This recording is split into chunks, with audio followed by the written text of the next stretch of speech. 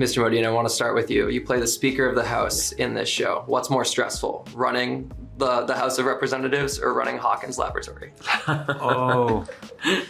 Definitely. It's much more difficult to be the Speaker of the House than it is to run Hawkins Laboratory.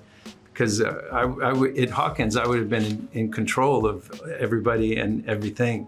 But the Speaker of the House, there's the president in front of him. And I guess the Supreme Court is kind of in front of the Speaker.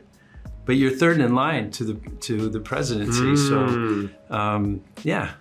Yeah, maybe there's an ulterior motive there. Who knows? Wow. Leslie, something I find so fascinating about this show is that it clearly takes place in an extension of our American reality. Ronald Reagan gets name dropped as a former president. That being said, there's a photograph that's dated to summer of 2020, and I don't see any masks in that photo. So it makes me question, did COVID happen in this world? Did 9/11 happen in this world? Stuff like that. Where do you draw the line between continuing American history as your canon and branching off into something new and fictional? Oh, really good question.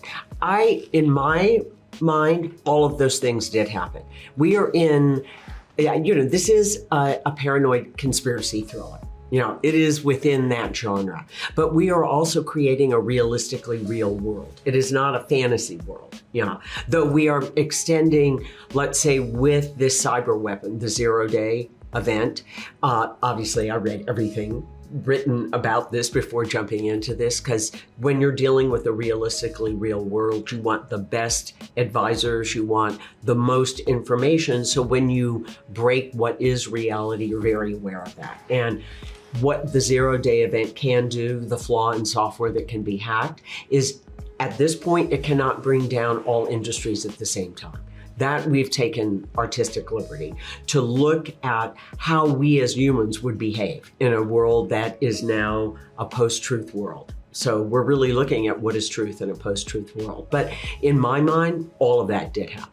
Wow, it definitely changes the perspective of the show with that knowledge. I'm so shook by that question because, it's of course, an interesting one. The impact of COVID and masks for me is so much different than you, because you were probably in high school. I was in college. In college. My sophomore year and junior year of college. So for you to catch that, for you to That's catch very that interesting. detail is, thank you for that. Yeah, and also asking that question, because for me, it all happened.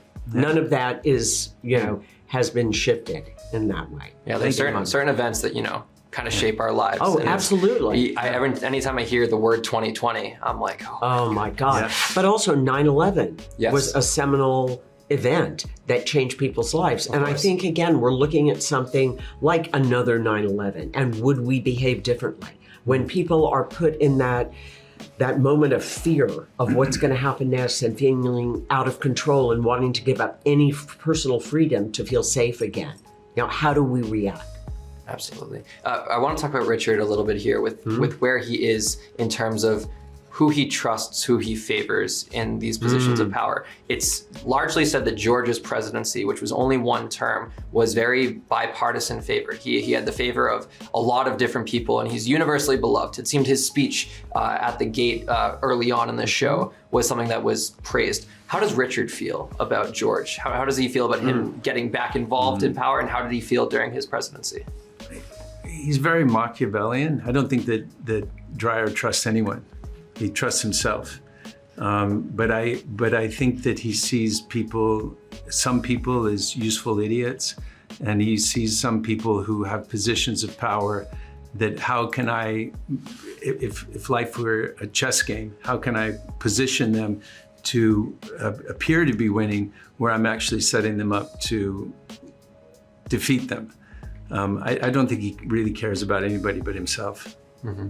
That's. I was really happy because there was going to be a scene in my apartment, or my house, and would I have had Richard had a wife? Would I have a dog?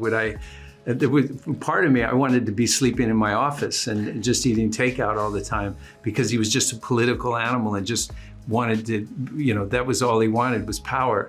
But we ended up I am alone in bed and So we learn so much about characters through their personal lives when they're separated from work. Oh, absolutely. What kind of sheets they have. Yeah. It tells a story. It tells a story that George goes for a swim every morning. Every day, and he has a ritual because he's been out of the public eye for 12 years. Absolutely. And Yeah. one thing I'm fascinated too from a director's standpoint, and I don't know how much influence you have over this, maybe it's more of a producer question, but there are moments early on where we cut away from crucial conversations that George is having, despite the fact that he is our narrator. He is our guide. He's our point of view. Yes, Yeah. absolutely. But then there's a moment, I believe it's in episode 3, where someone says, cut the security feed, and we immediately go into that interrogation room and continue the conversation. Yes. Where do you kind of draw the line, I'd say, between us as an audience member becoming the smartest person in the room and us kind of being in the dark, despite the fact that George is the one telling the story? That's a really great question. I think point of view is critical and one of the most powerful tools of storytelling. So in general, we see a lot of things through Mullen's point of view, but I also used a lot of these kind of paranoid thriller, lot of ceiling, small human in big space, which I think the story is very much about, of the environment, the scale, the government, politics, and the individual. The human, the complicated, layered, complex humans that we are. So to me, the fact that, again, Connie's character, is protecting him. And the protection is, don't let anyone see this. And this becomes totally what George is doing in that moment, because she knows. So I think it is shifting point of view slightly, which we do. I don't like to be in the dark too much as an audience member. I like to know everything. You Yes. know? What's really cool about this show too is it's such event television. It feels so grandiose. Matthew, you're no stranger to event television. Yeah. Talking about Stranger Things here. The Duffers recently said they shot over 600 hours for season 5. Wow. Does it feel as big as it seems it's going to be?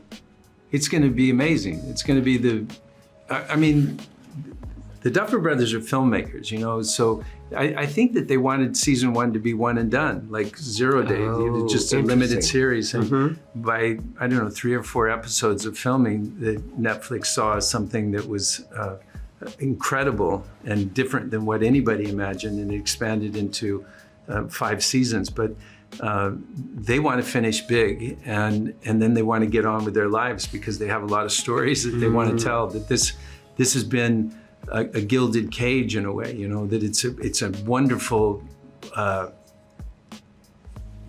experience that they're having, but they want to get on with their lives. They want to graduate. They want to graduate and get on with their lives. Lots of other great stories to tell, like 0 Day, of course. Yeah. Guys, thank you so much for your time. Thank you. Thank you so much. Great to talk to you.